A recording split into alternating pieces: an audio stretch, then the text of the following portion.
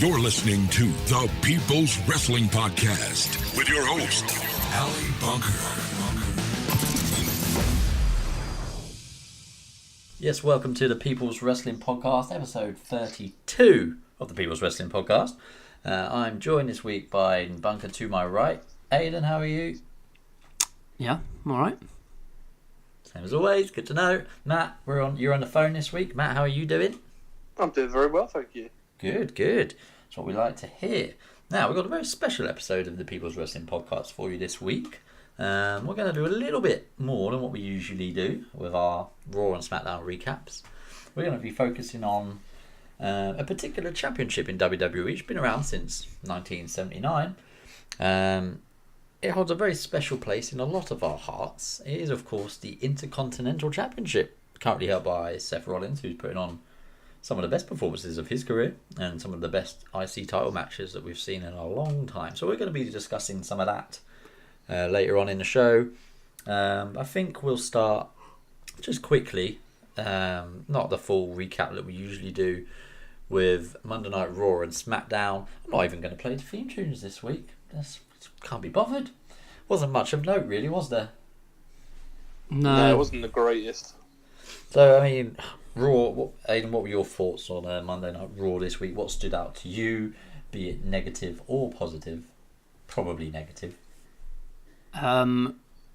Regardless of how bad storylines or how uninteresting storylines may be, you can always rely on good matches currently in WWE. That's a good point, yep. Namely? Oh, right. We got Kevin Owens and Roman this week. Yes, we did, mostly. Inconclusive ending, obviously. That was match of the night up until then. For Alexa and Ember was pretty decent. Mm-hmm. Finn and Braun, I thought was very good. Yeah. It was just a good in-ring storytelling. But how about out of the ring? Matt, I'm going to come to you for some of your thoughts on out of the ring, and Aidan, I'll come back to you after. A lot of negativity online and just generally around about the Sami Zayn, Bobby Lashley sisters segment. What were your thoughts? In this day and age, why can't they just find 3 women? Yeah, I don't know. I mean, because then Bobby Lashley wouldn't have been able to beat them up. Yeah, but he doesn't need to, does he, really? Well, this segment didn't need to happen, let's face it.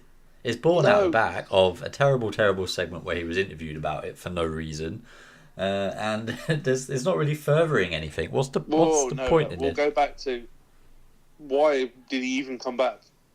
Okay, well, there is that point. Unfinished business, he says.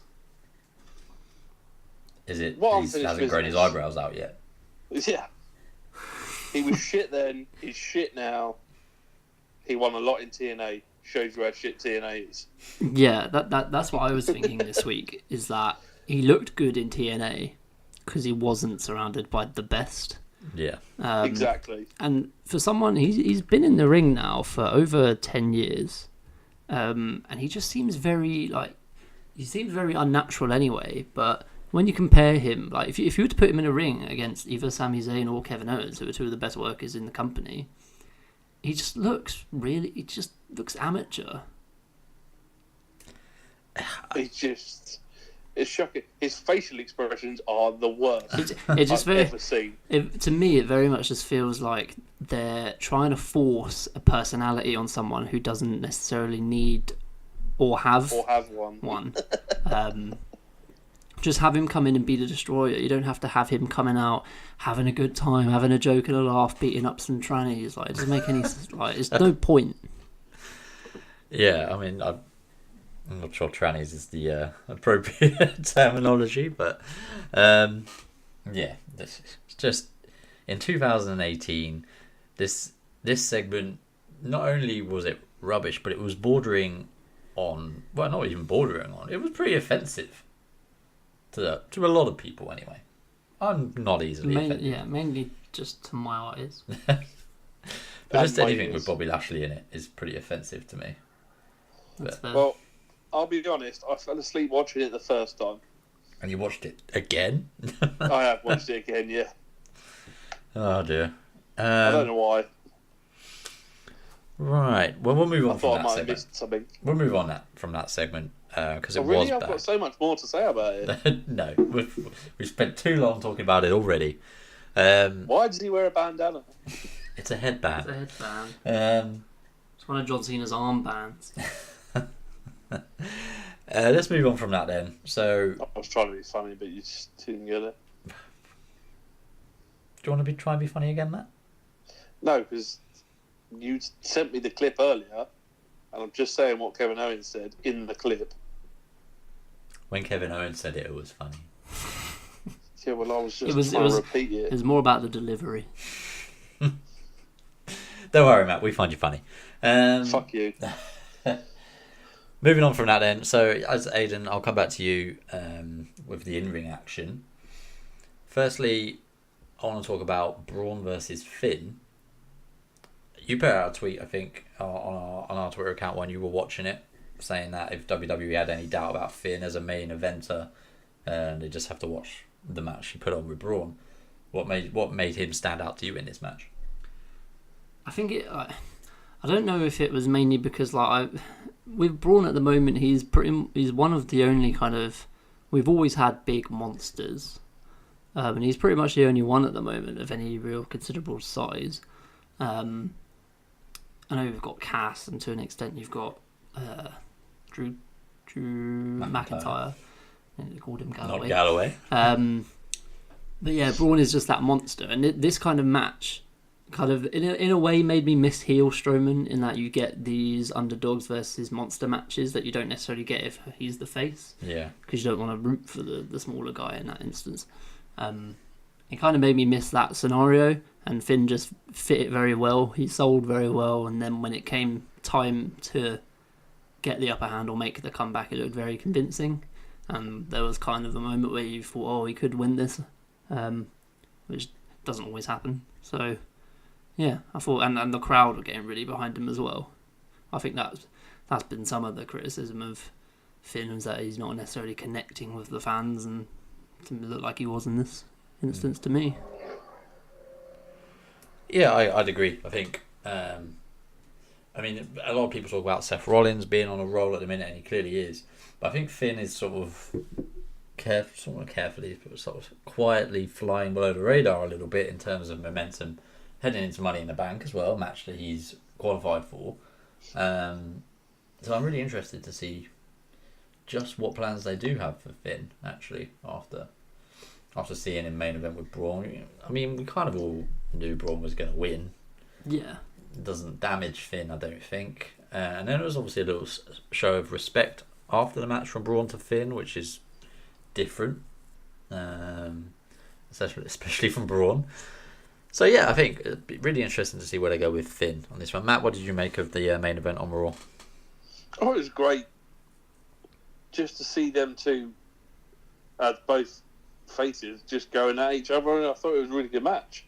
I thought they both showed signs of strength, and Finn really sold well. Yeah. But I can't see what they're going to do with Finn. Because this Money in the Bank is stacked.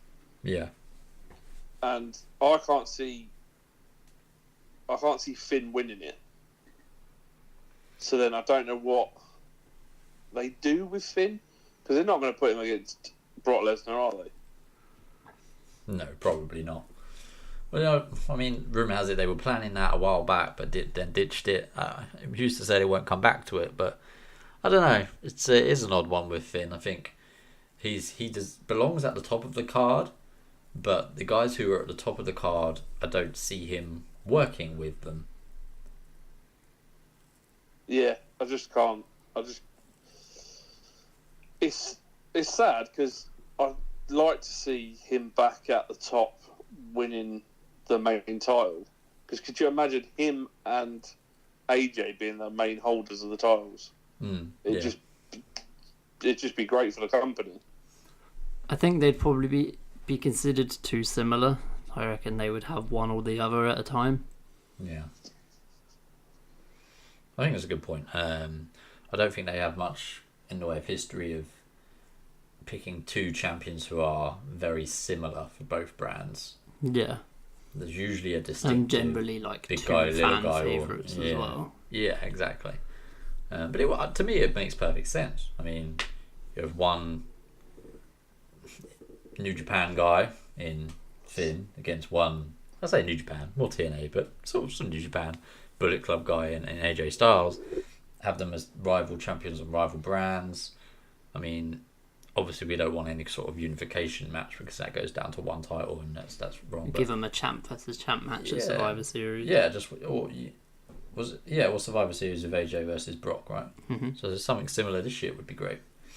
It's the only night a year, by the way, where Raw and Superstar SmackDowns go in direct head-to-head competition.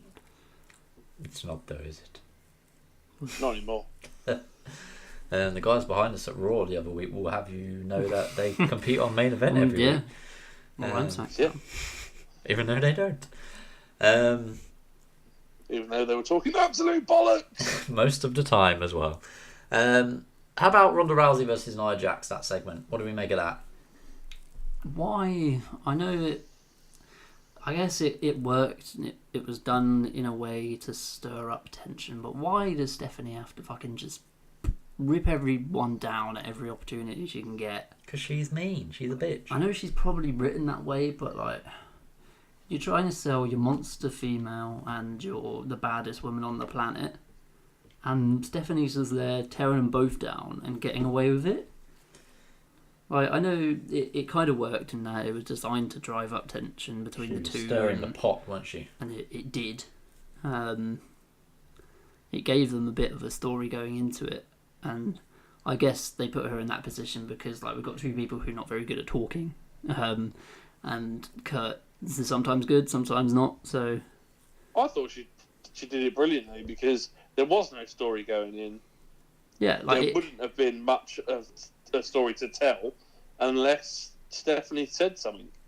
It worked. No, it worked fine. It's just that, like, just throughout the night, she's back for one night, and it's just every interaction she'd have with a wrestler, she'd find a way to belittle them. It's just annoying. You just have to do it every time. That's the heel that she is, and that she plays it brilliantly. Yeah, no, I get that. It's just doing it every time she's on screen just gets annoying to me. Yeah, I mean, I think there's scope for her to maybe play a slightly different character in certain situations. But I don't know, I thought it worked quite well with this segment because I think the way that the story they were trying to tell is Nia Jax and Ronda Rousey have been very sort of pally in this whole announcement thing. It's all kind of gone like in your favourite thing, friendly rivalries. But I think Stephanie was trying to, as you say, drive that wedge, stir it up a little bit, and cause some animosity and some real actual reasons as to why they're fighting. Because we don't really have one. Nia just went, I want to challenge Ronda Rousey. And it's like, well, why? Why would you as a champion want to challenge someone like Ronda Rousey? I just don't necessarily like the narrative of, oh, I want to make a name for myself by challenging Ronda when you're already the champion. Yeah. Because that's WWE telling me that Nia's not that important or not that big if she has to make a name for herself already, like, while being a champion. Well, I don't know, because other champions have done it. In what way? Against someone who's only had one match, 2 matches. No, but she's supposedly this baddest woman on the planet. So, for me, well, it's just like the best team in the world saying, all right, there's this new up-and-coming team, I'm going to take them on.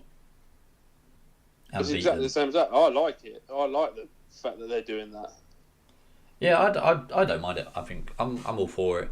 I think the added animosity that Stephanie stirred up actually adds to it, and I think I quite like the sort of baddest woman on the planet against the Raw Women's Champion sort of narrative.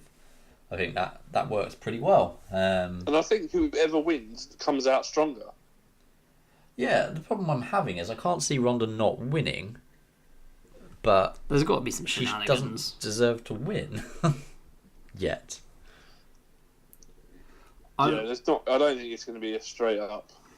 I've been anticipating a kind of a Ronda Natalia feud over the summer. So does Natalia win and cash in on Ronda? Alright, that'd be a bit weird, but You know what? It probably wouldn't be a terrible idea. Then have the pursuit of Ronda to Natalia. it'd be a bit of an anticlimax in that Ronda's crowning moment is A, at Money in the Bank, and B, gets taken away very quickly. It's not like we've had to wait a long time for her crowning moment. No. I think it'd be more of an anticlimax to have Natalia win the Money in the Bank ladder match. Yeah, I was going to say that. Or have Alexa win it and cash in on Nia after Ronda breaks Nia's arm, supposedly, and gets disqualified for not letting go or some bullshit like that. Yeah. Does I a don't Ken know. Shamrock and slams the referees and gets the decision overturned after she originally wins. Yeah, something. I watched that match today. Did you? I watched it a couple weeks ago. Yeah, it's an interesting one. I think, just going back to the Natalia point, how about if Ronda does win, she has some sort of... Actually, no, that's a pretty heelish thing to do, but I was going to say she has some sort of celebration on Raw the next night. And Natalia comes out to her, celebrate with her, but then turns on her. Maybe. I don't want With Natalia to win the like briefcase. with a fresh Ronda like that, you have to beat her down. Yeah, with You have to... like a chair or something. Yeah, maybe. It's not a very female thing to do, though. They don't do that. I guess not. Should we move on? We'll move on. I think we'll move on to SmackDown now, just to sort of speed things along. SmackDown, actually, I quite enjoyed SmackDown this week. I thought it was good. It just was a little bit...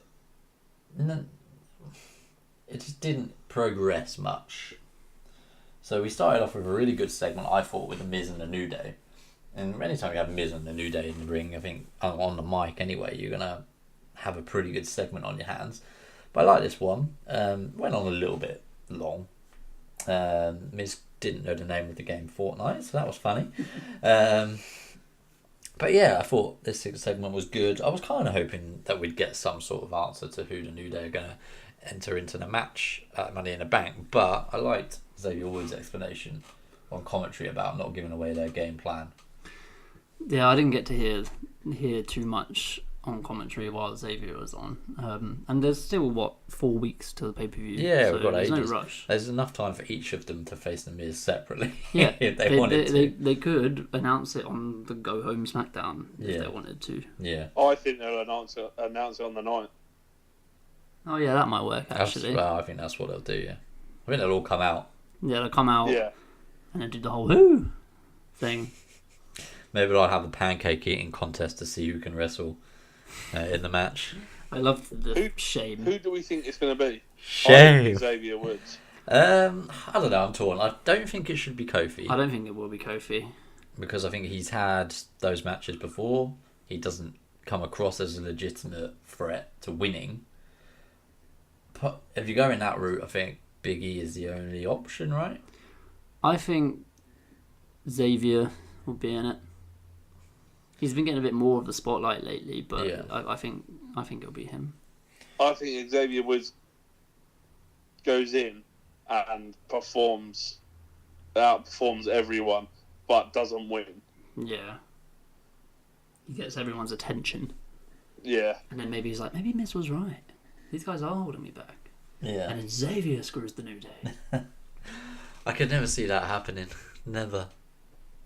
The New Day are going to split up at some point. Well, you'd hope so. I mean, I say hope. You'd think so. But, I like them. As a trio, I think they're bloody hilarious. Yeah. New They're Day getting rock. to be...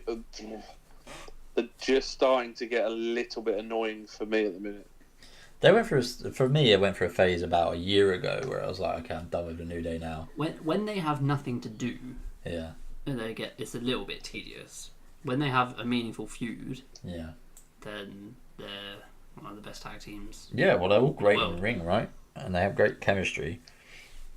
Just give him someone decent to feud with, and there you go, you got it, But we'll move on from that. So that actually escalated into a match between Big E and Miz, which the Miz won after interference by the Bar.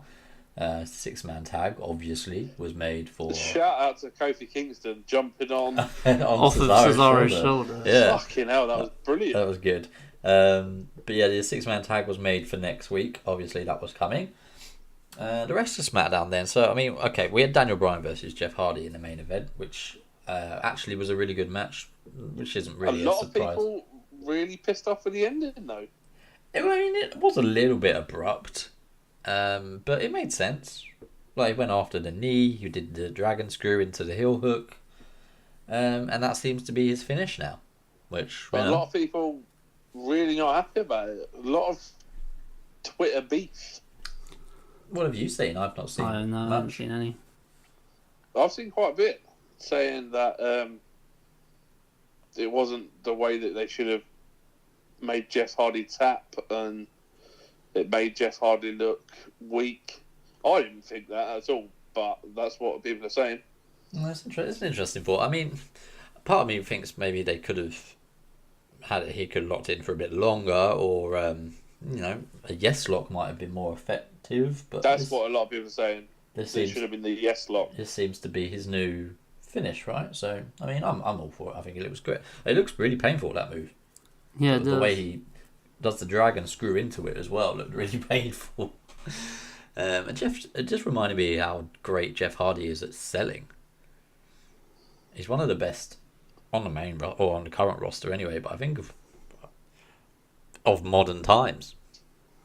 He's just one of those ones where, like, everything looks painful. Yeah, it probably is, to be fair. Like, he doesn't always bump like a trained wrestler. Yeah. He'll bump like the way that someone would bump if they got knocked off the apron. Just the way when he got kicked by Dan Bryan into the barricade and just sort of went tumbling back into the back it of his and neck. hit his back of his head on it. Yeah, Corey said his chin touched his chest. But yeah, I mean, just great selling from Jeff, and he made the finish look good. Mum even went, I wonder how many times he's broken his ribs, because he's always holding his stomach. Like, I don't think he ever actually has. No, I'm not sure. He never gets injured. Imagine doing a swanton with broken ribs. Imagine doing a swanton with Daniel Bryan's knees on your back. Oh yeah, that looked really painful for Daniel Bryan as well. For both. Both. So I'm quite glad neither of them seemed to come out of that injured. It kind of put. Do we think this match finished this way because Jeff Hardy is carrying that knee injury that people's posted online? Yeah, that's what I was thinking about it when they did it this way. Because I don't know if outside of maybe the WrestleMania match, I don't even know if he used it then. I can't remember him using his running knee. He hasn't, I don't think. He went for it, didn't he, against Jeff Hardy, but had it swatted away, and I don't think he's used it yet. Yeah, I'm not sure. I don't know if it's... Oh, no, he did use it on Sammy to set up the yes lock. Did he? Yeah. So I don't know if it's because it's too similar to the Kinshasa or whatever, but... I mean, WWE... Hideo Itami a bit like created that move. Did he? Mm. He created many moves. Oh, yeah. It's a shame he's rubbish on the main roster. Or 205 Live. Is he even on that anymore? That's what... you just reminded me. That's what Stephanie said that made me laugh. She goes to.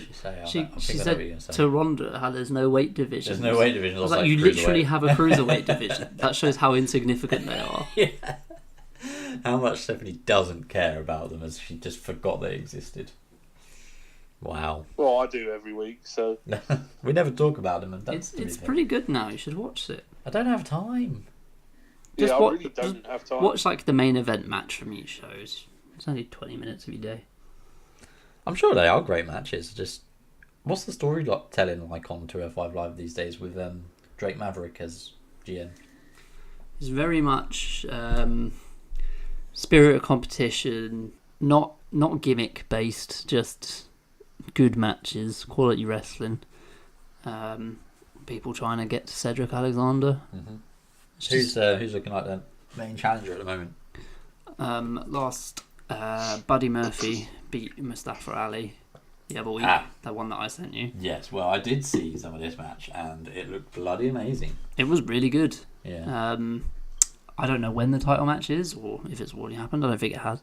But But yeah, no, good. It's definitely a million times better than it was this time 6 to 12 months ago. Yeah, good to hear. Rest of SmackDown. Lana won her first ever match, singles match. First ever singles match. And the crowd loved it. I know. So therefore that I means... did not. No? Therefore that means that Aining's going to come out next week and slag off the home crowd while they're cheering her. Yeah. Because that just seems to be what they make him do whenever someone cheers who he's with. Yeah. It won't stop them cheering. What were you going to say, Matt? If they're going to push Lana as a competitor, put her in a match that lasts at least 5 minutes. Yeah, I don't know. I quite like this. I think they were playing off the crowd heat. I think if she'd been in a longer match, it might have died down a bit because they would have seen that she's actually not very good in the ring. Yeah. I quite like it. She can't dance either. Oh, I think she can. That bit at the top of the ramp was not great. What do you mean? Lana's the best. Lana is the best. Lana number 1. I can very much picture a moment where everyone's down and Lana's the only one left. Yeah. And she does the whole looks to one side, looks to the other, tries to climb a ladder and then gets probably shoved off by everyone or something. She won't take a big bump. No.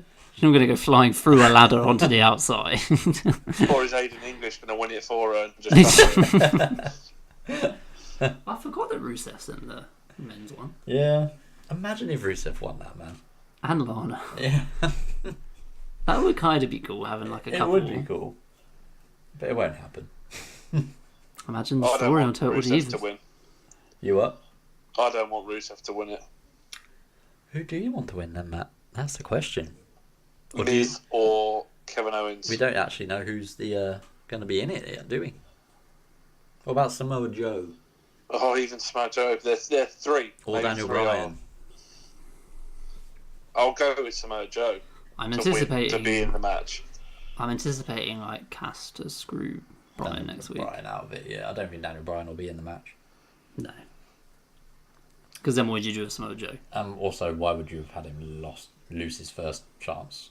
This one only came about because of an injury. Although, we should point out, I should point out, I'm not sure, and a lot of people aren't sure whether Big Cass's injury is legitimate or not. I don't think it is.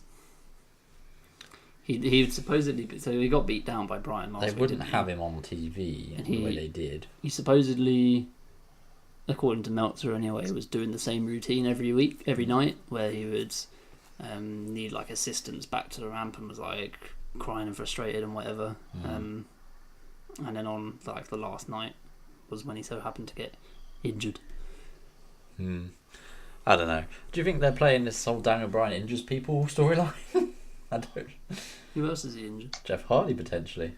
Oh no, that's just a match on it. He didn't attack him outside of a match to do it. No, I know, but his heel hook is too dangerous or something because it's injuring I think people. it's Bryan's gone away, learned some new things, realised that he maybe needs to change something up now that he's back and the people have changed and the pace has changed. So I don't know. I reckon Jeff Hardy has injured his knee because people filmed him limping around in his matches on the house shows, and they're going to say Daniel Bryan or Big Cass is going to say Daniel Bryan's hurt me, now he's hurt Jeff Hardy. Who else is he going to hurt? And then Big Cass is going to say something along the lines of just because you were injured doesn't mean you have to injure all of us. And that'll be Jeff Hardy was supposedly injured going before though. Yes, I know. So was Big Cass. No, but Big Cass was healed. Well, yeah, okay. Jeff Hardy had supposedly done that against Shelton Benjamin a month Yeah, ago. but He's disappeared off the planet. Not on WWE TV have they referenced it. They have. They did during that match. They did it during the Greatest Royal Rumble. Okay. But, fine, just shit all over my theory. Don't worry about it. Let's move on from your theory. Was that it? Nothing else happened? What else happened on SmackDown? Naomi beat someone. What's her name? The boxer Sonya Deville. Sonya Deville. With that terrible entrance. The music is terrible. I skipped this match. I don't so much mind the boxing part with the strobe lighting. I just think the music's really bad. I skipped through the first half of this match. I didn't like the exchanging of kicks for no reason. Yeah. It was kick, now you kick me. Yeah. That just wouldn't happen in real life. No. Although the double kick at the same time looked pretty cool. Yeah, but I didn't like the multiple kicking at the same time together thing. Yeah. It's very unrealistic. Yeah, but you just use the other leg, wouldn't Yeah, or just move. Just take a step back. you? Yeah. That's literally all you need to do. What else was there on SmackDown then? The Good Brothers beat the Usos. They did, yeah. So Gallows and Anderson actually won a match. Which made me laugh, because when they came back to adverts and those two were staring off, I just went, we all know who's winning this. And we're wrong. And then I didn't realise until the match started that it was a number one contenders match. However, Usos will still win this. And then when they shoved Thingy off the top rope, I was like, hold on a second. And then it happened. I liked Corey Graves' commentary on this, where he said a couple of twin brothers are facing a couple of good brothers to see who fights the Bludgeon Brothers. So I thought that was quite cool. Yeah, but the Gallows and Anderson win, so they'll go face the Bludgeon Brothers to get destroyed at Money in the Bank. So that'd be great. Mm-hmm. That'd be a nice kickoff kickoff match. I think that pretty much. What we didn't mention about Raw was the B team won their second match in a row.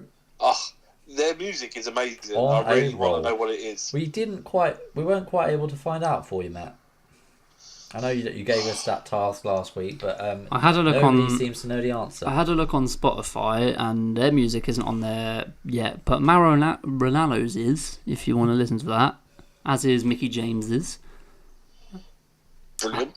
and somebody else from NXT, I believe. So yeah, I think when I looked at it, there's a couple of YouTube videos of the song with the B team like picture in the background, but it's this unknown artist. I think it's going to be called Battle Scars, the name of the song. That's what I can work out. But I don't know anything else more than that, unfortunately for you. Do you know what I did love? Is that How they came out drawing their t-shirts. even though they had them last week? Yeah. So, It still made me laugh. yeah, and it was I just liked when they celebrated with the chair down a ramp. Before that was pretty funny. very much reminded me of that Stone Cold video. Have you seen the one of them together? Someone's put it on Twitter. They've got the Stone Cold and that one together Oh, no. going down the ramp. No, I've not seen that. Sounds good though. I think Stone Cold picks up considerably more speed. Right, so we're done with Raw and SmackDown this week. Not too much in the way of action. A little bit of a quiet week, but in ring, really good matches. Yep. You're right there, Abe. My spidey senses are tingling. What is that? No, my neck is just cracked. Oh, lovely. Speaking of Stone Cold. That stack of dimes I've got. Right, are we both ready? Are we all ready to get into the IC title? Yes. No. Okay, just for Matt's benefit, we'll talk about something else. No, Matt, you are ready, aren't you? Of course. Right, so this, I think it's fair to say this is probably partly inspired, this episode, by Skidlett's random question to us last week about what was our favourite IC title match of all time. I think we all went for different responses in the end, didn't we? Some fairly common answers, though. I think if you were to ask the average WWE fan what their favourite IC title matches are. But we thought we'd go back in time a little bit, go through the history of the IC title, because it means a lot to a lot of wrestling fans, but it means a lot to us. Matt, coming to you, what did and what does the IC title mean to you as a WWE fan? What does it represent? And what do you immediately, or who do you immediately think of when we say Intercontinental Champion? So for me, it was back in the day. We're talking sort of early 90s. It was a title for the workers of the company. It was a sort of a stepping stone. So you sort of won that, and then you would go on to either contend for or win the WWE title.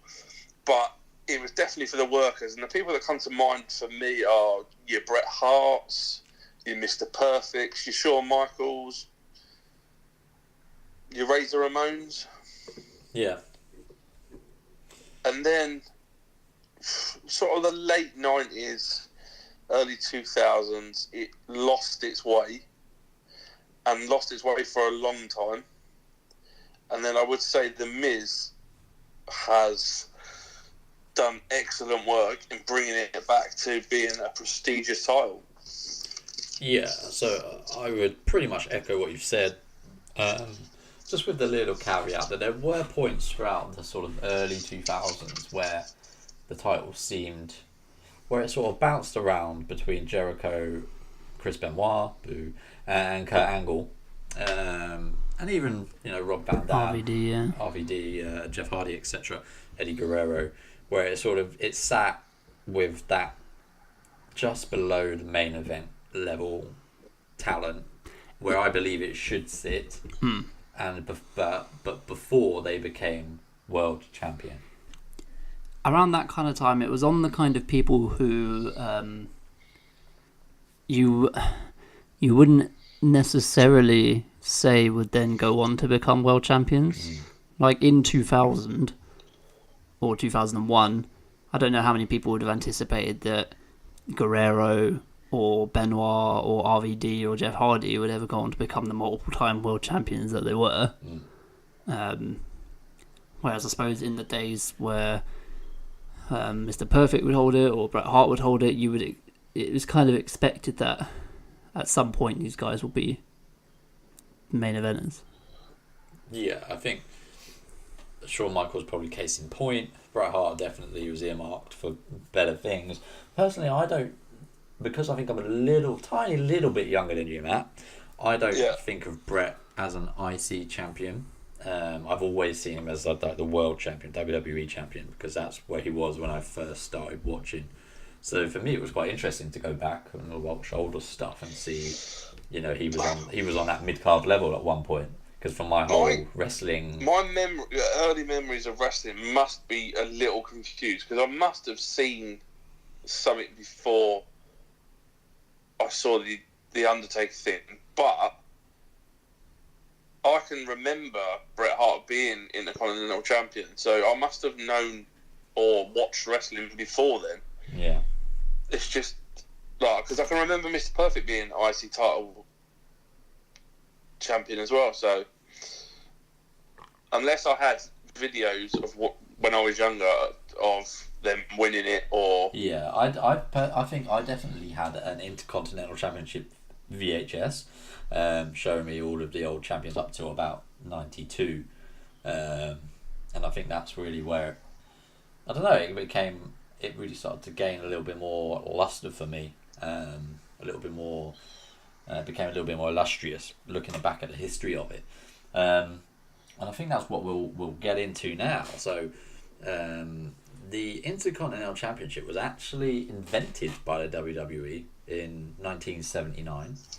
Pat Patterson became the first champion, here it says on good old Wikipedia, as a result of defeating Ted DiBiase, remember him, to win the WWF North American Heavyweight Championship on June 19th in Allentown, Pennsylvania, and then defeating Johnny Rodz, whoever that is, in a fictional tournament final in Rio de Janeiro, Brazil. Keyword there being fictional. To unify the North American Heavyweight Championship with the fictional South American Heavyweight Championship to create the WWF Intercontinental Heavyweight Championship. So quite a story behind it. Sort of, I'm not going to say ruins the illusion, but it's a little bit strange that this belt was created for Pat Patterson to win. I say win, be given, in a fictional tournament in Brazil. Yeah, very weird. I get the whole point. It's unifying the North American Championship and the South American Championship, which the South American Championship didn't actually exist. But I don't get, why is it called the Intercontinental Championship? Why is there an Intercontinental Championship and a World Championship? I don't. Yeah, I guess it should just be called the America's Championship. If that's what they would. If that was what they were going after at the time. I don't know. I've always thought that, because if you look at on the Intercontinental Championship since they've been around. There's always a globe on it. Exactly. It's every continent on the world. So what's the difference between that and the world champion? Yeah, it's a bit of a weird one. The naming, well, I quite like the name. To be fair, It's something that you sense. get across multiple promotions as well. Like you've got one in New Japan. Yeah. Seen Jericho going after it, saying he's going for his 10th. So he is not shoehorning it to just WWE. He's I didn't have a point there. You sort of tailed off at the end there. So, okay, after Pat Patterson then, so he actually held the title for 233 days, which I would have said up until the last couple of years is pretty much unheard of, but not anymore. We're getting these longer and longer title reigns at the minute, which is, welcome. So that's, just shy of a little bit shy of a year, 2/3 of a year. Pat Patterson held it from September 1979 to April 1980.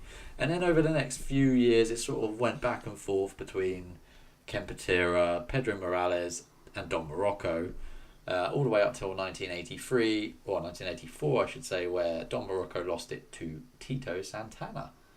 All of these title changes at the time obviously happening on house shows before the advent of WrestleMania as a pay-per-view. So interesting to see that all of these, I guess at the time, WWF. No, they were WWF.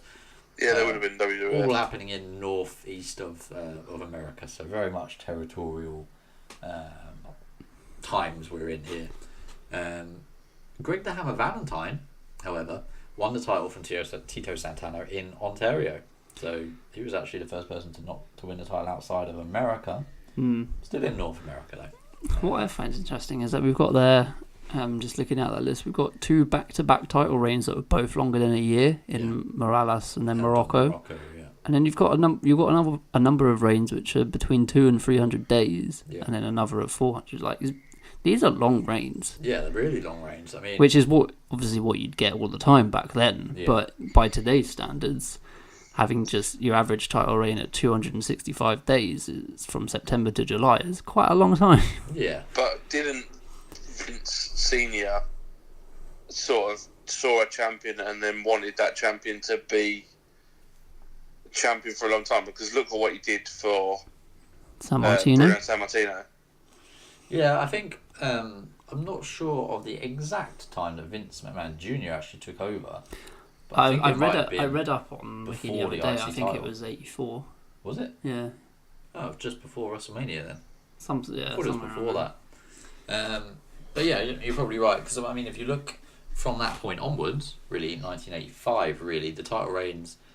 I mean, there's a few in there which are significantly longer. We're talking Honky Tonk Man, Randy Savage and the Honky Tonk Man, for instance, 414 days for Savage and 454 for the Honky Tonk Man. I mean, that's a long time. But then in between there, you've got Ricky Steamboat, 65 days. A little bit after, you've got the Texas Tornado, Kerry Von Erich, obviously, 84 days. The Mountie, 2 days. Roddy Piper, 77. So there are some shorter ones in there as well around that period. So I guess that makes sense if you think of Vince Senior's approach to champions and then Vince Junior's approach being slightly different.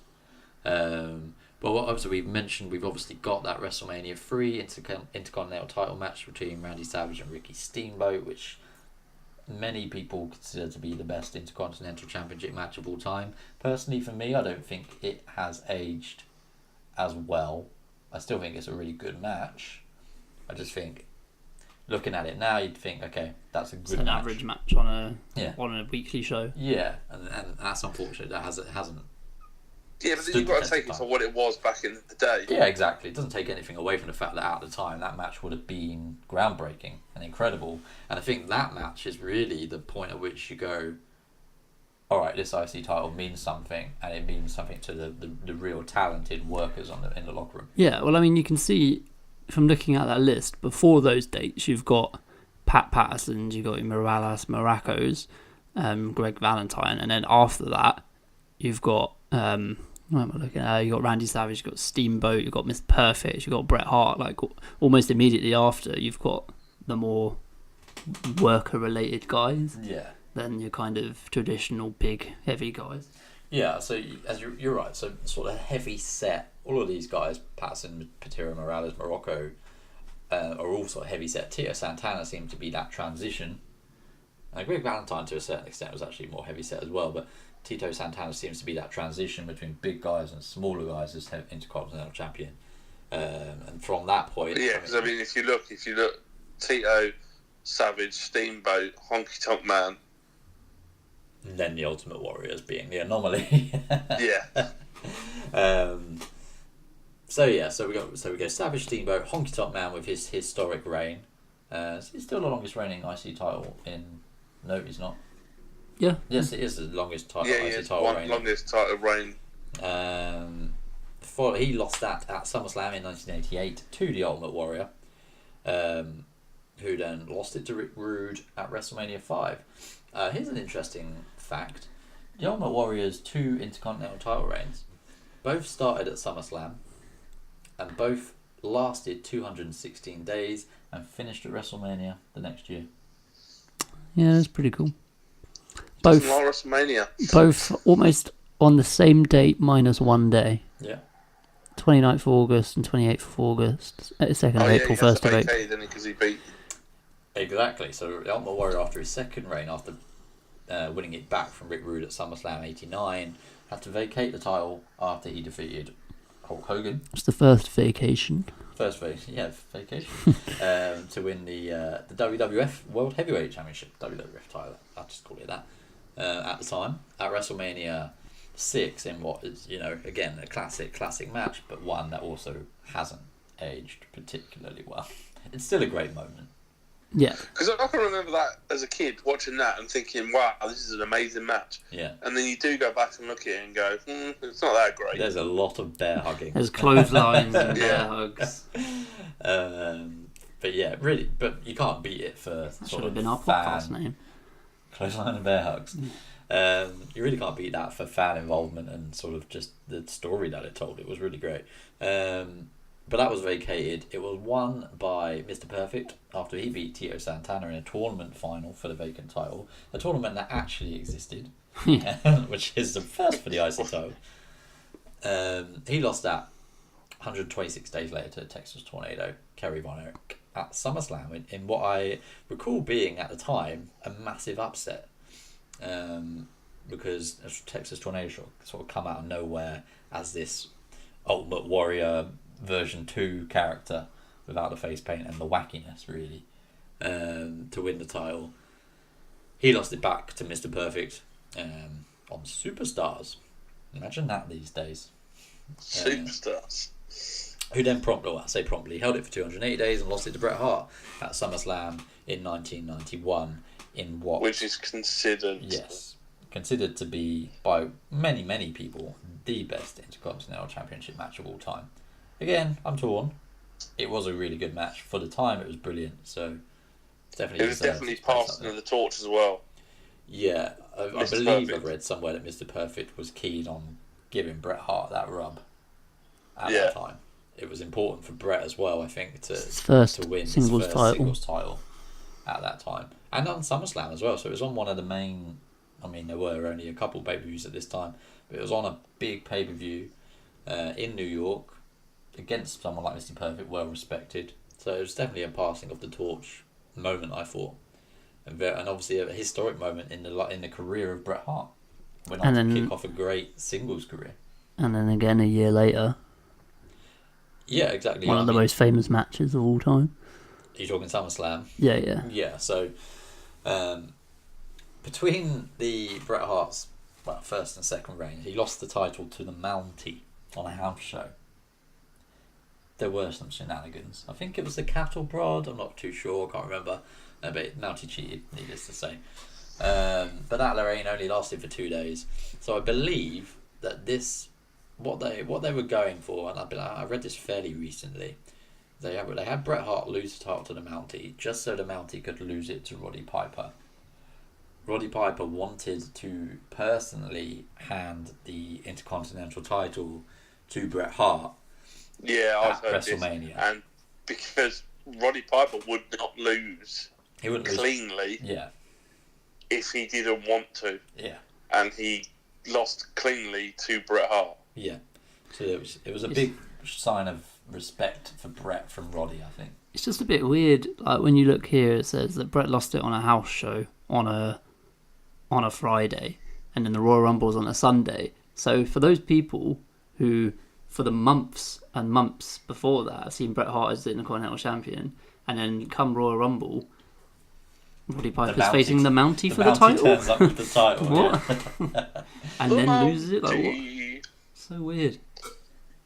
The Mountie is an example in the earlier days of the IC title of a character who should not have been anywhere near the title, the championship. But I guess as a heel, he was effective as presenting that jeopardy to the champion. Roddy Piper, again, for me, he'd been in the main event scene and sort of dropped down. That's what I don't enjoy about the Intercontinental title in recent years. Having people win it who have already got to the top and are now operating at a lesser level, not in terms of their ring work. And I mean, Seth Rollins is a prime example. His ring work has actually probably improved since becoming IC title. But he's already been WWE champion, and fighting for the Universal title for the first time. And it's just a bit. It makes it less significant to me when that happens. I kind of see it in that,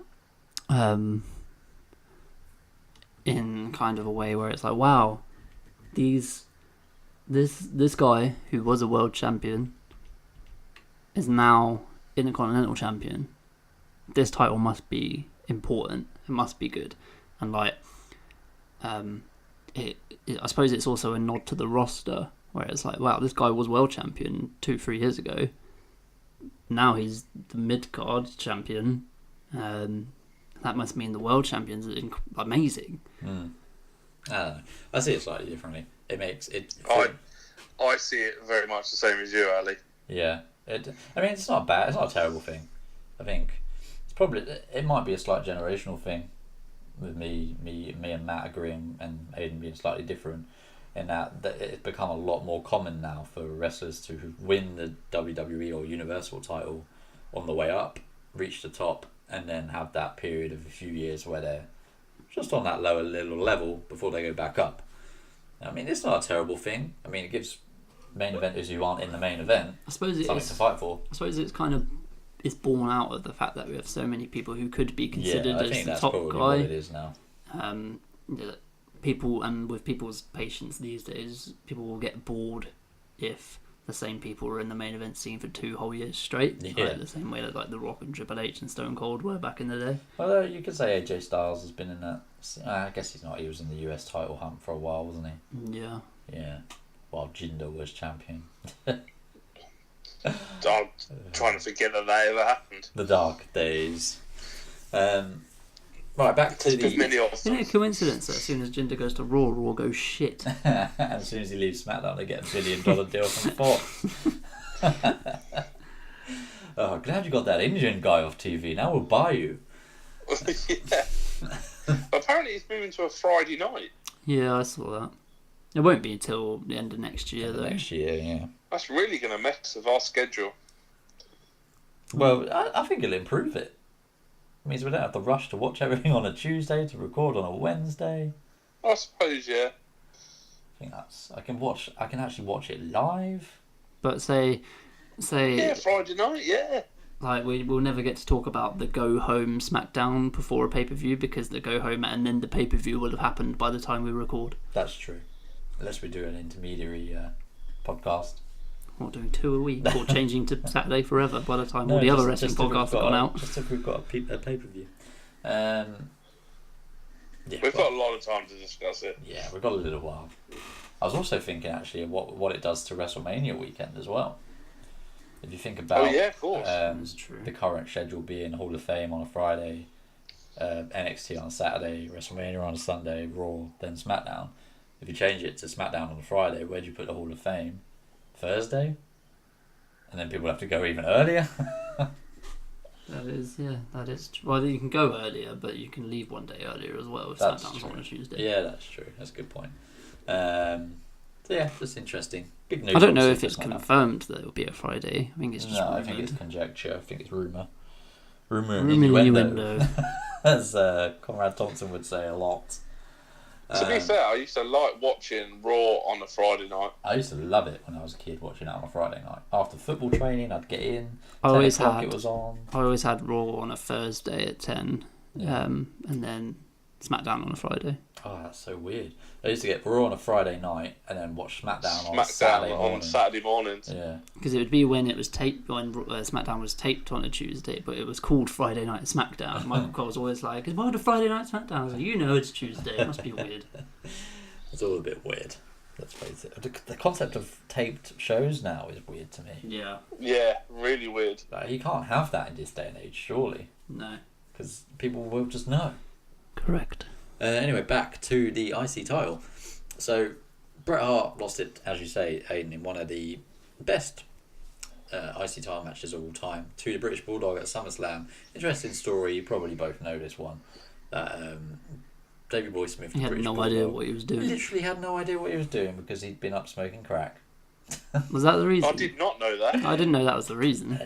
Bret Hart in his autobiography claims that British Bulldog had been smoking crack before SummerSlam and had completely forgotten what to do in the match. I've heard Davey Boy saying that he just blanked and forgotten, but it sounds very Bret Hart to be like, this guy didn't know what he was doing, therefore he must have been off his face. Well, that's, to be fair, he wouldn't be the first person to claim British Bulldog had been smoking crack. But yeah, this match, regardless, somehow, was awesome. But, you know, it probably speaks more to Bret Hart than it does to the British Bulldog. Yeah, that was supposedly the performance which kind of made the higher-ups kind of take notice of Bret. Yeah. But it was a great moment, obviously, for the British Bulldog being in London. And hopefully one that we'll get at some point again. Not obviously for the British Bulldog, that's impossible. But a big pay-per-view in London or England, not being capitalist here. I think just London at the time had Wembley Stadium. Now we've got loads where it could be. So I think Anywhere, Vince, anywhere. We don't care. Arena MK. Have it there. I don't care. Stadium MK. No, the arena. The Rico Arena. It's fine. Oh, the Rico. Well, nobody else uses it. Well, it is true. Anyway, back to the wrestling, the real sport. The British Bulldog lost it to Shawn Michaels. This was obviously another historic moment in the history of Shawn Michaels' career. His first title. He lost that. British Bulldog lost it on Saturday night's main event in Terre Haute in Indianapolis, I guess that is. Yeah, no, I've never heard of that. Never ever heard of that. October 27th, 1992 marks the start of Shawn Michaels' single career push. 202 days later, he lost it to single career push. I think he had more than one. Okay, no, that came out wrong. The start of his singles career, let's put it that way. This is obviously after he'd thrown Marty Jannetty through the barbershop window.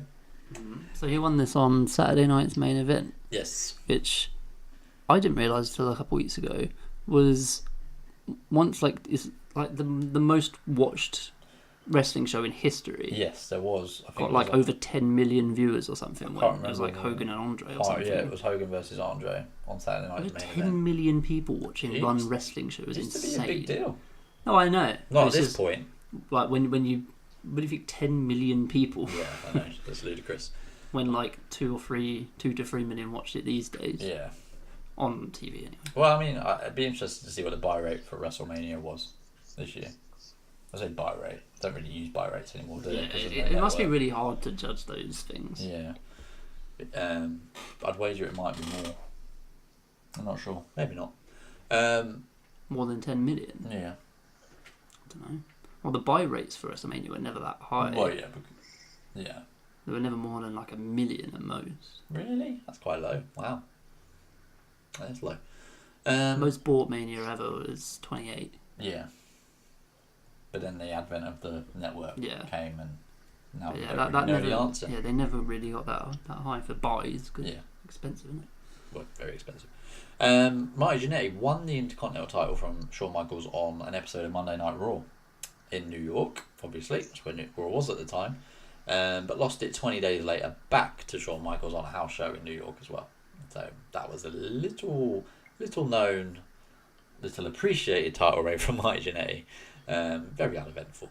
Shawn Michaels then, he vacated the title, didn't he? No, he was stripped. He was stripped. We say stripped. It was declared that he was no longer the Intercontinental Champion by either Gorilla Monsoon or Jack Tunney. I'm not sure which one it was at this point. So Razor Ramon and Rick Martel, the model, competed in a battle royal, amongst others. They were the final two. Ramon defeated Martel for the vacant title. Shawn Michaels then came back. I don't know if he was injured at this point or if this was the storyline. If he had other problems, because we know at this early days Shawn wasn't the easiest to work with. Dabbled in other things. He returned in November 1993, claiming to be the legitimate champion as nobody had defeated him. Ramon went on to defeat Michaels in a ladder match on March the 20th, 1994. On what day? What WrestleMania was that, Matt? WrestleMania 10. Yes, it was. One of the classics. It says here that Shawn Michaels was stripped of the title for failing to defend it within 30 days. In reality, Michaels was suspended for testing positive for steroids. So that's why Razor won. That's why Razor won. So yeah, it wasn't just a okay. It was a cover up, wasn't it? Which is very Shawn Michaels. So Razor, as we say, went on to defeat Michaels at WrestleMania 10 in an iconic ladder match, one of the greatest matches of all time. Matt, is this what comes to your mind when you think of Intercontinental title? Yeah, without doubt. This is one of the best matches. I think it was the first time we'd seen a ladder match. And it was just amazing. Just as a kid, that whole WrestleMania was just... Probably because that was the first one I probably watched. But that was like the best WrestleMania. I was just like, oh my God, this is amazing. Do you think you would have been a proper wrestling fan had the first WrestleMania you watched been the year before? Probably not. Because it was terrible. But yeah, this match springs to my mind immediately, and I think it does to most people when you talk Intercontinental title and ladder matches. It's just an iconic match. Aidan, what are your thoughts on the WrestleMania 10 ladder match for the IC title? Obviously, you weren't actually alive, which is a big difference between you and I. But you've obviously gone back and watched it, I'd assume. Mm-hmm. What do you make of it? It's the blueprint for all singles ladder matches, I think. Mm-hmm. Too many ladder matches these days get caught up in spots. This was 1-2 ladders maximum, using the ladder as a weapon when needed, but always keeping in mind the main goal of getting the belt. Yeah. And yeah, I think it's just an example of I can't imagine, because it was the first mainstream ladder match that we saw on WWE TV. I can't imagine if it had been shit, whether we'd still have them. Well, the reason that they both say it went as well as it did was because they were doing it for house shows for like 4 months. Yeah, they said they were doing it like every day. Which is interesting to think, like, because nowadays you'd hear when these two guys had this really cool new match that we'd never seen before on a house show, and it would be all over the internet, and everybody would be like, okay, this is amazing. We've seen it all though. But to do this so often and then have it as one of your big matches on a WrestleMania, you just couldn't do that now. In that way, has the internet somewhat ruined wrestling a little bit? I think it's had its pros and its cons. Kayfabe is virtually dead, other than for a select, very talented few who can pull it off. Kevin Owens mainly, and Tommaso Ciampa being another. And I'd argue John Cena, because he's never bad on Twitter. Who never has anything other than just inspirational quotes. Things to say.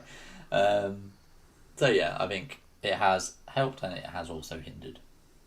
But, that's like most things in life, really, isn't it? moving on from Razor's title reign, he lost it to Diesel, Kevin Nash, on the Superstars in April 1994. So that reign, Razor's reign, sorry, this is 198 days. 198 days, yeah. Because let's just take a look at this actually, because Razor won it. It says here September 27th, 1993. But okay, I guess they're not having him winning it at WrestleMania 10, are they? Because because he was already technically champion, so it's not listed on here. He lost it to Diesel in April 1994, and then won it back again in August. And then Jeff Jarrett came along on the scene and defeated Razor in and this is one of my vivid memories, this being a big upset. He defeated Razor in 95 at the Royal Rumble for the Intercontinental Championship. Yeah, I can remember that being a really big. And I was distraught at this. I thought, why the hell has this big bad guy been defeated by this country singing, curly, platinum blonde hair wuss? Arsehole. Yeah, that's what I was thinking at the time. Little did I know, 22 years later, 23 years later, to be in the Hall of Fame. Get Jeff Jarrett. Anyway, that title was vacated after there was a controversy between in a match between Jeff Jarrett and Bob Holly, Sparkplug, back in the day. Remember him? Then Jeff Jarrett defeated him to claim it back. This is all on Action Zone. I don't even remember Action Zone. Razor and Jeff Jarrett then traded titles before Shawn Michaels won it from Jeff Jarrett at In Your House 2. The Lumberjacks. In 1995. The Lumberjacks. Then we get to what I believe, although we're not quite sure now, is the shortest Intercontinental title reign of all time. Dean Douglas won the title by forfeit due to Shawn Michaels being attacked outside a nightclub in Syracuse in New York. I've always thought it was inside a nightclub, but perhaps not. I don't think that makes much of a difference. No.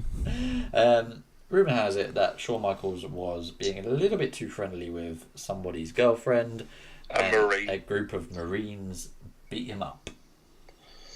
Beat the living shit out of him, apparently. Yes, so much so that he had to forfeit the title. At Great White North. Goldust makes an appearance there. So yeah, Dean Douglas loses the title to Razor on the same night. This is where we get into the real golden era. We get from Goldust to Ahmed Johnson to Mark Marrow to Hunter Hearst Helmsley to Rocky Maivia. This is where the title sort of flips around a little bit. None of these up to Hunter Hearst Helmsley over 100 days. We don't have a over 100-day title reign since Razor won it in 94. Yes. All the way until 96. Yeah, exactly. It's just a bit of a dark era for the IC title, isn't it? I think Goldust coming along. The Goldust Razor Ramon feud was actually pretty good. Again, Razor lost at the Royal Rumble, lost his title to someone who we didn't think he would. Again, a bit of another upset, but it was shocking at the time. But these title reigns don't last long. You've got 71, 83, 50 days for Ahmed Johnson, who won the title at King of the Ring. Mark Merrow, 28 days. Wild man. And then Hunter Hearst Helmsley winning his first title. I wonder whatever happened to that guy. He lost it to some jobber. Yeah, he lost it to a jobber called Rocky Maivia. He got a bottle thrown at him at one night only. yes, he did. He lost it to some sort of jobber that I don't think we'll ever hear of again, called Rocky Maivia, who then lost it to Owen Hart. I like that kid, Rocky Maivia. Yeah? Yeah, then he turned into a bit of a prick. He was a real blue chipper. That's blue chip right there. Again, that was an upset. Owen Hart. I remember that.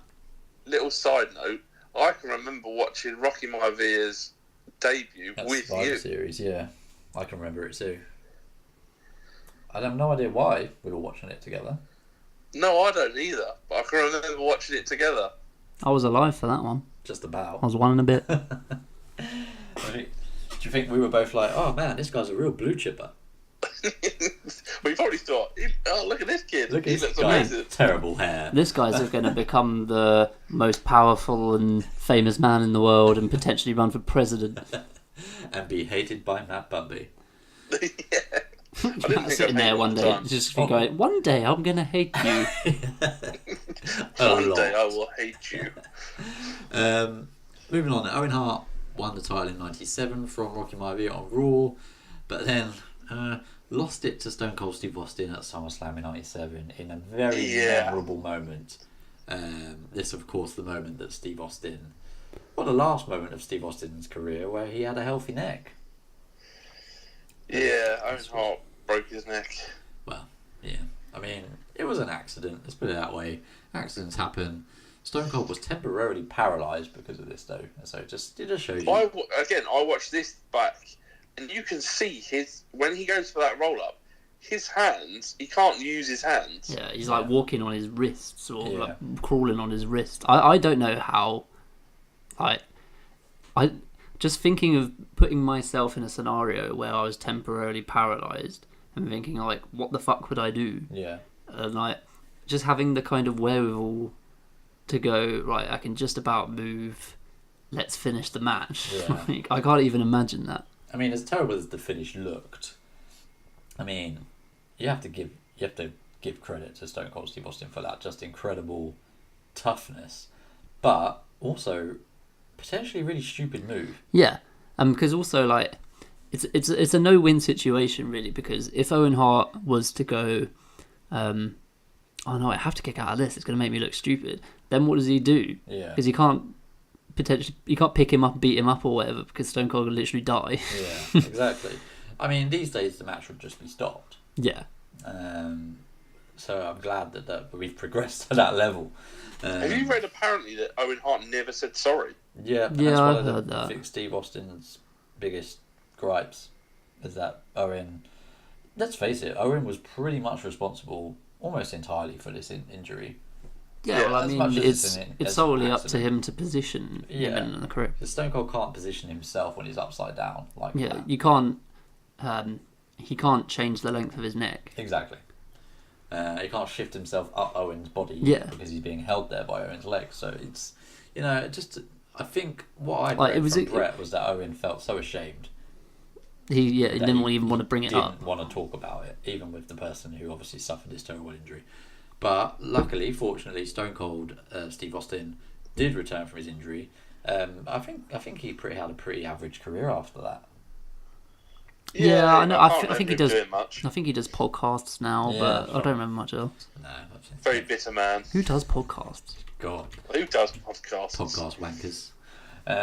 Anyway, Stone Cold Steve Austin eventually won the title back from Owen Hart. Really great storyline, I thought. That whole I just broke your neck. I was just gimmick thinking that Owen had, and a good rivalry. And Stone Cold won the title back at Survivor Series. Just a quick note on Owen Hart. I was watching I meant to send it to you, like a 5-6 minute clip on Instagram the other day of Jason Sensation. Oh yeah, I love that segment. But it's from after that Jason Sensation's on commentary with Jerry Lawler and King and Michael Cole. Michael Cole? Shawn Michaels. Yeah.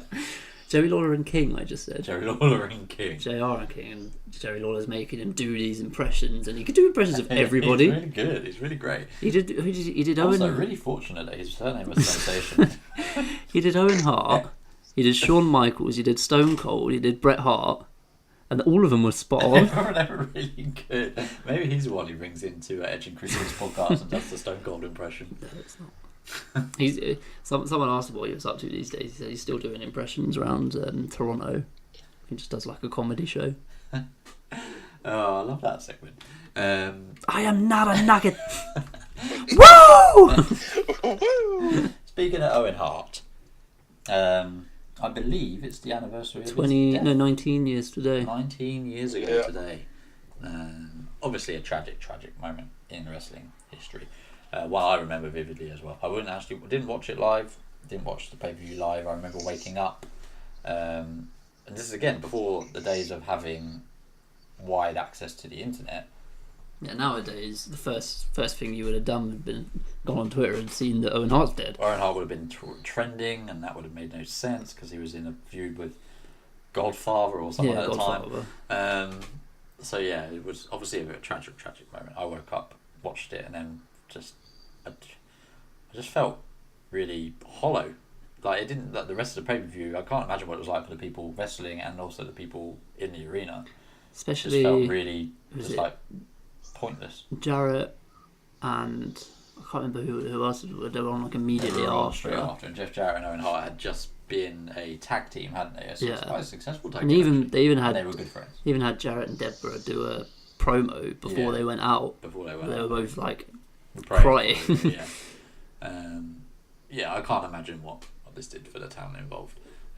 But we could do a whole podcast about Owen Hart, and we'll probably leave that for another time. 19 years since Owen passed, and it's a whole generation of people.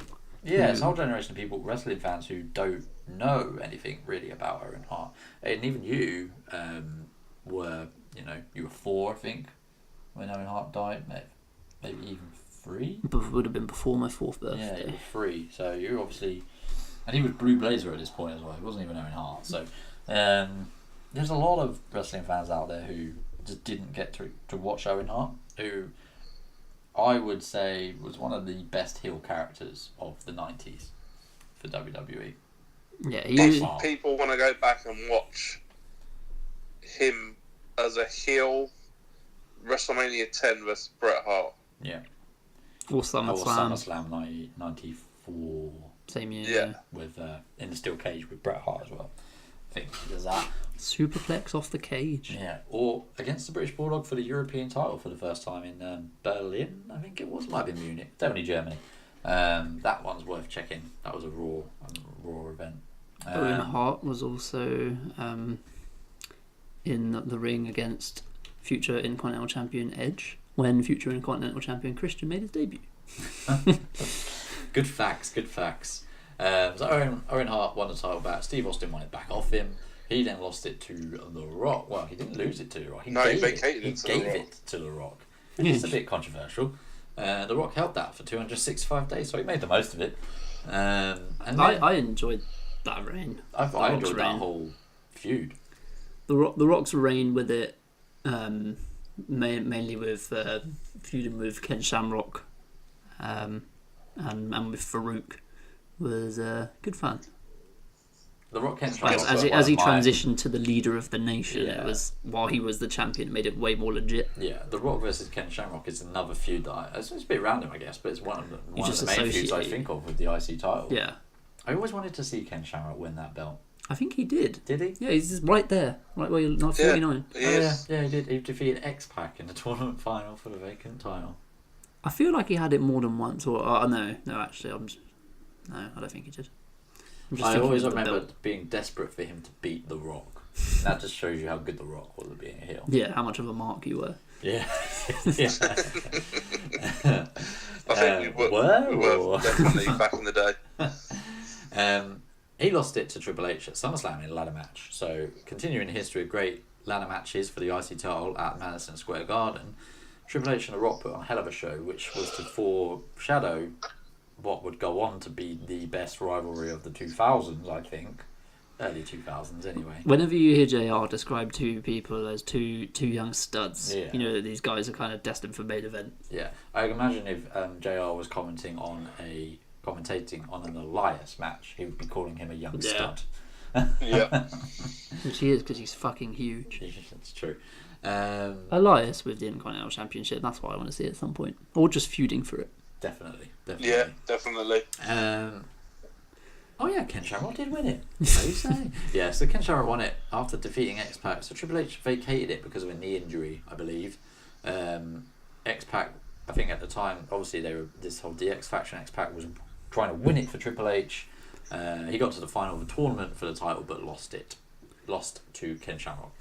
Let's skip through some of these. I mean, look at these names. Val Venus. Edge gets his first one in for 2 days. Val Venus. The Godfather. Road Dogg, Goldust, the Godfather, Jeff Jarrett again. China. There you go. Edge won his first title, Jeff Jarrett, D'Lo Brown, Jeff Jarrett, and then China, in a good housekeeping match, defeated Jeff Jarrett at No Mercy in Cleveland, Ohio. At this point, Jeff Jarrett was he's got 6 reigns. That was the most. He was by far the most reigns, I believe, at this point. Let's just check that. I don't think anyone else had held it as many times. No. Nowhere near. No one near. Yeah. Shawn Michaels would have been the one, wouldn't he? Not sure. Not too sure. Razor had 3. Razor had 4 at this point. Yeah. 4. Goldust had 3. So that's weird. Jeff Jarrett lost it to China, so China became the first and currently only woman to be the Intercontinental Champion in WWE history, and yet she's still not in the Hall of Fame because she did porn. Yeah. Rest in peace, Journey Laura. Anyway, can't remember. Did anyone else seen a tweet? Was it you who told me that some of what RIP stood for? Recover in peace. Yeah. Recover in peace. Sir Alex Ferguson. So yeah. Someone put Sir Alex Ferguson RIP. Can't believe this has happened. RIP. And then they were like, he's not dead. And he's like, oh, I just thought it meant recover in peace. Recover in peace. That made the Undertaker's gimmick a lot worse. Yeah, just recover in peace. Would have been a shit GP. Jericho. He won the title from China, sorry. Pretty historic moment, considering. Jericho beat a woman for a title. And then they shared it. And then they shared it. Because it ended in a double pinfall. So, you know. I mean, I don't know why they couldn't have just gone, no, obviously not, restart the match. Yeah. Didn't China, I can't remember who it was against, but she pedigreed someone off the top rope. Really? I'm sure it was Jericho. I'm not sure about that. Maybe she did. But yeah, Jericho became champion at Royal Rumble 2000 when he defeated China and Hardcore Holly in a triple threat match. This is where we get into the really kind of good wrestling matches phase. Like when you just look at the names, you've got Jericho, Angle, Benoit, Guerrero, Benoit, Triple H, Jeff Hardy. Yeah, I'm kind of skipping over some. Billy Gunn. Yeah, this whole 2000 period, the year 2000 actually, January to May. So it's only 5 months where it changes from Jericho to Angle, then to Benoit. Again, you look Jericho, at the reigns. Then to Benoit. But they were all great matches. Yeah, like you look at the length of the range, 35, 35, 36, 43, 14, 54, 8, like yeah, all by August. And then by the end of the year, Chris Benoit was Intercontinental Champion again. He lost it. Yeah, he lost it to Jericho at Royal Rumble 2001 in a ladder match. Another iconic Intercontinental ladder match. We watched this back not too long ago, didn't we, Aidan? With our Royal Rumble 2001 pay-per-view watch-along. It's in the archives. Go back and listen in the archives. Not quite sure what episode it was, but you can find it. But this one, just really great match. Terrible decision to hit Chris Benoit with that chair shot, but, you know, we live and learn. I think in the grand scheme of things, it didn't make a difference. No, maybe not. But yeah, it was just a really great match. Just a little off note. Do you want a match I watched the other day? JBL versus Eddie Guerrero. What with the world's hardest chair shot? Jeez. Yeah, but you can see where Eddie Guerrero cuts himself. Too much blood. But he obviously cuts himself way too deep. Yeah. Or he just got the wrong bit. Yeah, cut the wrong bit, I think. But you can see the referee gives him the blade to do it. Yeah. And I don't know if it's now because when watching back I notice things more. Yeah. But it's so obvious. You're like, oh my god, he just did that. Well, I suppose back in the day, I wouldn't have. At the time, you're not watching for that. Whereas now you've seen it, you go, I know he's going to bleed in a minute. So it does make a difference, I guess. 2001 then. So this was a year of many title changes. Jericho, Triple H, Jeff Hardy, Triple H, Kane, Albert, Lance Storm, Edge, Christian, Edge, Test, and Edge again. All in the space of the year. So one standout to me, again, it was another ladder match. You've got Edge versus Christian at No Mercy, 2001. Yeah. This was a very good match. It was little little known, not little known, I guess, because it was. It's just not to much It's fanfare. not really mentioned, but I really enjoyed this match. And there's quite a few memorable spots in there. This is a match that they talk about quite often on their podcast. A couple of spots in particular. One where Christian suggested that while they're both standing on a ladder, Edge kicks his foot out from him and he crotches himself on the ladder. Yeah. And he was like, I literally crushed my ball and was in so much pain. Like he was like borderline crying. And then the final spot where Edge does the concerto on the top of the ladder completely knocks Christian out. He didn't know because Christian just flops off the ladder, and while he's lying on the floor, his arms like twitching. And Edge said he was looking down like, man, it's a really good selling job. But he actually completely just knocked Christian out. Like Christian was gone for about 10 seconds. He said, till he hit the floor. Imagine if you were like, oh, well done for selling. He's like, what? I don't even remember. When did this match finish? Because watching it, like he doesn't hold back with that chair shot. Yeah, you wouldn't, would you? Yeah, but I suppose they worked Christian together before, and they were just so like. That's what they always say. With your friends, you have that kind of forgiveness level that you can hit them a bit harder and know Get that away with you're a lot more stuff. One thing I was just on that note that nobody likes Christian, although I love Christian. Lance Storm put out a tweet about the Table for Free episode that they're doing, which has got 4 people on it. the Hardys. Christian and the Hardys. He's like, I know I'm being a spoil sport, but Table for Free with 4 people? Come on. So he said, a fan commented saying that they should make one of them, sit on a separate kids' table, and then someone commented like, that has to be Christian. Christian always has this thing of just hating Lance Storm. Anyway, 2002 for the Intercontinental title. Again, lots of title changes. William Regal won it from Edge in January. Rob Van Dam won his first title. Eddie Guerrero won his second. Van Dam again. Benoit with his 4th reign. RVD again. Jericho with his 5th. He lost it to Kane, who then lost it to Triple H. In his This is where we had match where the IC title just dropped off the radar for a little while. We had the good old Katie Vick storyline. God, don't remind me.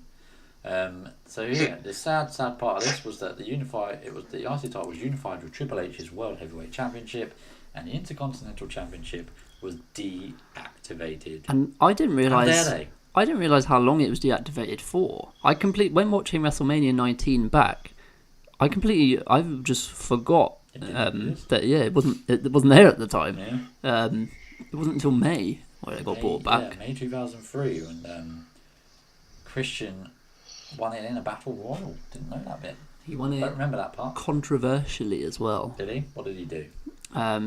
He got eliminated by Booker T while the ref was knocked out or not looking. While the ref was knocked out on the outside. And then Booker T was getting beat down or something. Christian picked him up and threw him out, and the referee saw that one and gave it to Christian. Very Stone Cold-esque. Christian eventually, though, did lose it to Booker T 50 days later. Coincidentally, the same month that the United States Championship was reactivated for SmackDown as the Intercontinental title's counterpart. So, the 2 distinct mid-card titles now. The IC title for me. Which made you think, because the European one got disbanded back in 2001 with the Invasion storyline. Yeah. So, for a good over 6 months, there was no mid-card titles. Which is weird. I know they suddenly had an extra world title. But that wasn't on a mid-card guy. Yeah, to go from having 1 world title and 2 mid-card titles to having 2 world titles and no mid-card titles. Like, what do you do with those previous mid-guys? Stick them in 6-man tag team matches. Here comes this bit that I was talking about earlier. The Chris Jericho's shortest race. So this, I'm not quite sure. I would have to go time it, but I think this might be the 2nd shortest reign, but I'm not sure. Well, this was only a couple minutes. I don't know how the Dean Douglas one worked. But he lost quite convincingly and quite easily to Razor Ramon, so. That was 11 minutes. But how long after winning it? 6. So Jericho has the shortest IC title reign of all time. And the most. Yeah. Maybe that's why. If you just keep losing it all the time. That's what shouldn't count. Is that shorter time. But if this one counts, then should his world title win on Raw count? No, because that one. It was agreed that it would be wiped. But anyway, so we go from Christian to Booker T, back to Christian, Rob Van Dam, Chris Jericho with his 6th, back to Rob Van Dam, and then the first for Randy Orton. Randy Orton makes an appearance. As another historic title change. It always seems, it seems like a common theme is when a superstar who's going to be, who's earmarked for greatness, like Randy Orton certainly was at this point, when they win their real first title, it lasts for a long time. 210 days. Which we can see Shelton Benjamin in a minute. Well, yeah. Orton lost it to Edge at Vengeance, who lost it to Jericho at Unforgiven. It's his 7th reign by then. Sorry. Jericho wins his 7th by beating Christian in a ladder match. Another ladder match for the IC title. So many of them. But he then loses it to Shelton Benjamin on a Taboo Tuesday. It does matter. I do always wonder with these Taboo Tuesdays, and maybe one of you knows the answer. Were they real votes? Yeah, well, Benjamin said on the ride-along with Jack Gable the other week, they were talking about this specific moment, and he said he had no idea. And if you watch it, the result gets announced, and he doesn't react. No one reacts.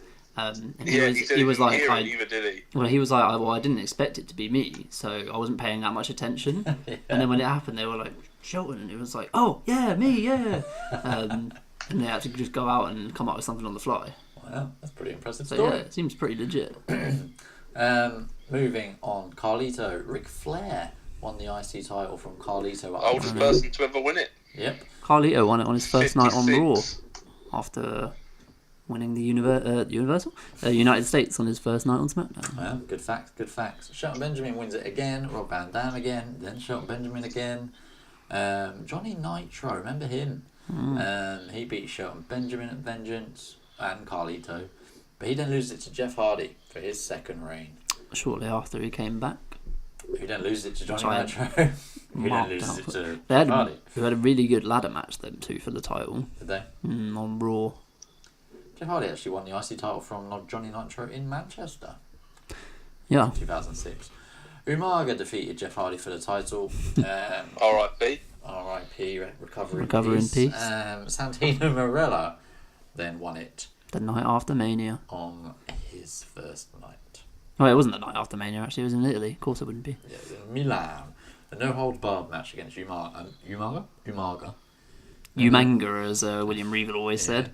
And Santino Marella wins the Intercontinental Championship. Just sad times. 77 days later, Umaga, then Jeff Hardy. They had a pretty good feud. Kofi Kingston wins his first title ever. Or was this his first title ever, or was it his... Yeah, it will be. Yeah, I think it was. It was only very shortly after he debuted. Yeah. Only to lose it in an intergender tag team match. So this is really the terrible, terrible era, isn't it? This whole 2006-7 period. You've got great people like Rob Van Dam and Shelton Benjamin holding it, and Jeff Hardy, but Umaga, Santino, Jeff Hardy, Jericho, Kofi, Santino, short reigns. William Regal in Manchester wins it. Then CM Punk wins his first title in a no disqualification match, or his first IC title anyway. John Bradshaw Layfield wins the Intercontinental title. I don't associate JBL with the IC title. No, he won it, only had it for a little bit, lost at Mania to Rey Mysterio and retired.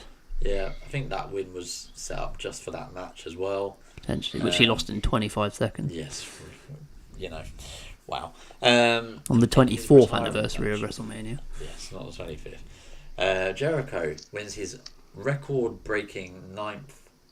Well, it wasn't even record-breaking. He'd already broken a record by this point, but it still holds the record now. Which I watched the ending to this match yesterday. It was really good. It was really creative. Jericho's in the 619 position, and in the weeks leading up to it, Jericho said, "I'm going to take your title and take your mask." Yeah. So when he's in the 619 position, Rey Mysterio swings round, and as he swings round, Jericho yanks his mask off. Yeah. And then, I remember that.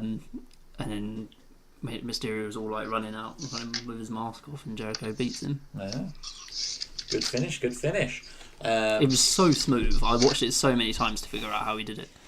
Jericho again. So Jericho beats Rey Mysterio beats Jericho in a mask versus title match. John Morrison, not Johnny Nitro anymore, wins the title from Rey. Drew McIntyre wins his first title, the chosen one, from John Morrison, only to lose it to Kofi Kingston. Dolph Ziggler wins his first IC title. 160 days worth. That's quite a lot again. Another earmark for greatness. Fairly long title reign during this period of time. Greatness. But, yeah, semi-greatness. Yeah. I know you're not his biggest fan, lad. But again, we're just in this sort of hallowed period. Here we go. Let's skip through some of these and go straight to The Miz on July 23rd, 2012. That's his first one. That is his Raw first 1000. one. Raw 1000. He beats Christian.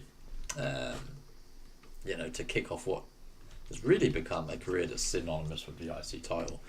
Then the usual names pop up from this period. Kofi Kingston, Wade Barrett, who's won the title a surprising amount of times. Then The Miz again, Wade Barrett again, Curtis Axel. Whoa. We will not skip over this, because I was there for this. Where WrestleMania 29.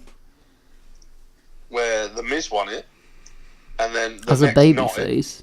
lost it to Wade Barrett. So you saw 2 Intercontinental title changes in your time in New York. Yeah, and I tweeted Wade Barrett, and he tweeted me back. I remember that. I remember you showing me that. I do remember that as well, actually, yeah. God, using Twitter 5 years ago. Who Yeah. knew? Who knew? Curtis Axel was once a legitimate threat to anybody, and he won the IC title on June 16th, 2013. Only Was that because not he when had he was with Paul Heyman. Yes. Paul Heyman? Yeah. Yeah. He beat That's Wade literally the Barrett only and reason. Miz in a triple threat match. Big E Langston, just Big E as we now know him affectionately. He won the title for the first time in November 2013. Lost it to Bad News Barrett, no longer Wade Barrett. My favourite Barrett gimmick, to be fair. Not King Barrett. No, not King Barrett. The Miz wins his 3rd title. It's quite impressive to see how many times The Miz has won titles in a fairly short period of time. Jericho's has spanned a long time. Yeah, well, I mean, he got 7 by 2002, Yeah, and he won his first one in 2000. yeah. So that's pretty impressive. It flip-flopped a lot, I guess, didn't it? Dolph Ziggler wins his 2nd. The Miz wins it back for his 4th. This whole Miz-Dolph Ziggler feud, which reignited itself a couple of years later in arguably better matches, really kicked off back here. Dolph Ziggler and The Miz just have they're a little bit like a lower level Rock Triple H. Yeah. Their careers they sort of always end up coming back to each other. I can't see how they would these days though, but Ziggler winning it for the 4th time in a ladder match against Luke Harper, what a match which this was was. brutal. Just When for a minute I was convinced that Luke Harper had broken his arm. Yeah. Yeah. Bad News Barrett wins it for the 5th time, so again, that's a lot of title reigns for Wade Barrett in a very short period of time as well. Daniel Bryan, who never heard of him? WrestleMania 31, he wins it for the first time in a ladder match involving Dean Ambrose, Dolph Ziggler, Luke Harper, R-Truth, and Stardust. Unfortunately, he had to vacate that due to injury. In his what at the last time? match. That wasn't his last match. Is it not? No, he had it for a little bit. His last match was against Sheamus. Did he wrestle? Did he SmackDown. defend it I don't after know. WrestleMania? I thought that was his last match. No, he had a couple matches. He had a SmackDown match against Sheamus. Did he? Hmm. Fair enough. It's the last match of Yeah. note. At the time, we thought that was this here was Daniel Bryan's last ever involvement in the ring. We did. Yeah, so he vacated it on the Raw, before announcing that he had to retire. Ryback won it in an Elimination Chamber match. I think that's the first time it was defended First and only. in an Elimination Chamber match, and thankfully the only. I don't like to think see it's the only. lower mid-card matches. No, that was the year Regards- they also had a tag team elimination chamber match. Just too overkill. Unlike WWE. Oh, yeah. Yeah, very unlike WWE. Kevin Owens won the Intercontinental title at Night of Champions Earmarked for greatness. from Ryback. I don't remember this match. No, it wasn't special. There's nothing about Ryback was special, to be fair. The Dean pre-show Ambrose stealer. won it. Dean Ambrose won it from Kevin Owens at TLC in December 15. Lost it to Kevin Owens on Raw in a fatal 5-way match, which involved Tyler Breeze, Stardust, and Dolph Ziggler as well. Do you remember? Because that was immediately before Roadblock, where Dean Ambrose was facing Triple H for the title, Yeah. and everyone Yes. went, they're taking it off to Ambrose so he can beat Triple H, and it'll be Ambrose and Reigns. Versus Reigns in a main event at WrestleMania. People are so stupid. Ambrose and Owens had a good at Royal Rumble Yeah, Royal 16. Rumble was They had a really good last Street man fight? standing. Last man standing, yeah. That was a show opener as well, wasn't it? Yeah. Kevin Owens wins it back from Dean Ambrose then. Zack Ryder Wins wins it a at 7-way Mania. ladder match at WrestleMania. He defeats Dolph Ziggler, Sami Zayn, Stardust, Sin Cara, and The Miz, and Kevin Owens, obviously. Kevin Owens, for me, will always be remembered in this match for taking one hell of a suplex off Sami Zayn. Well, I thought he was dead. Jesus, I thought he was dead. People were legitimately really concerned for Kevin Owens after the match. Because as well, it's just the fact that he just didn't move. didn't move, but that's But just great. not only did he not move after taking it, he didn't move for about 10 minutes. Yeah. I don't know. Maybe that's what Stone Cold should have done. Just let it pass. I don't know if a broken neck passes. It's true. Well, it did because he wasn't paralysed anymore. Not without. Well, never mind. Zack Ryder held it for a day, so that's terrible. And we He got the lost it. return of the Maries. Maryse. Of the Maries. Of Marie. She returned. That was nice to see. That was really creepy, that smile you just gave me. She helped the Miz beat Zack Ryder in front of his dad. Brilliant. Then Dolph Ziggler won it from the Miz in the title versus career match. This Miz title reign was good. This was the first real reign where it was bringing it back to prominence. We had It's the first lengthy title reign do you remember, in 3 years. We had the Extreme Rules Fatal 4-Way with Sami Zayn, Kevin Owens and Cesaro. Yeah, that was a brilliant match. Yeah, that was under the Miz's reign, his tutelage. Dolph Ziggler and the Miz exchanged titles then. The Miz won it back on SmackDown Live, only to lose it to Dean Ambrose, who then took the title with him to Raw when there was a Superstar shake-up last year. He lost it to Miz at Extreme Rules. And then, of course, in the last few months, the Miz lost it to Roman Reigns, only to win it back at Raw 25, and then losing it to Seth Rollins, Seth's first Intercontinental title, at WrestleMania 34 in a triple threat match, also involving Finn Balor, in what was my favourite match of the night. Up there. And that's the history. Definitely up there. That's the history of doing an Intercontinental title. A long title history with a lot of title changes, but some really, really classic matches along the way. And long may it continue. Seth Rollins is doing great stuff. If you look at the list of people who've had it, there's very few people in that list where you go, oh, really? Yeah. A lot of the people you're There's like, a few. yeah, there's obviously a few. There's a few regardless of what title you're looking at. But yeah, Bob Backlund, you for look all the way instance. through that list and loads of them you just go, yep, a current Hall of Famer, future Hall of Famer. Yeah. I mean, just the list of the people who've won it in the last 2 years. The Miz, Dolph Ziggler, Ambrose, Roman Reigns and Seth Rollins. Kevin Owens before that. These are, if you look at, like, if you remove Zack Ryder from that situation, scroll up a bit. You should just remove Zack Ryder from every situation. If you remove Zack Ryder from that Ryder situation, and Ryback. yeah, you going back over 3 years now, every one of the champions, apart from those ones, have been world champion. Yeah, that's a good point. I still would prefer if they didn't become world champion before the Intercontinental Championship. But yeah, you can't have everything. Anyway, I think that's enough talk of the Intercontinental title for this week, don't you think? That's enough talk for this week. That's enough talk in general. So bye, see you later. I'm only kidding. We've got our obviously obligatory outro to do, which everybody loves. All I'm going to say this week is follow us on Twitter. It's @_PWP. The same on Instagram, isn't it? It is. Cheers. It is. Matt, where can I find you? The Bear and Bumby. At the Bear and Bumby. Aidan, where can I I'm find sorry, you? at the Bear and Bumby. Where can they find me? Yep. On Twitter. You can find Or me in on... Milton Keynes. Don't find me at Milton Keynes. Bit creepy. You can find me on Twitter and Instagram, both the same, at Aidan Bunker. And you can find me on Twitter at AliBunker88. We've been the PWP. Thank you for joining us, and we will see you next week.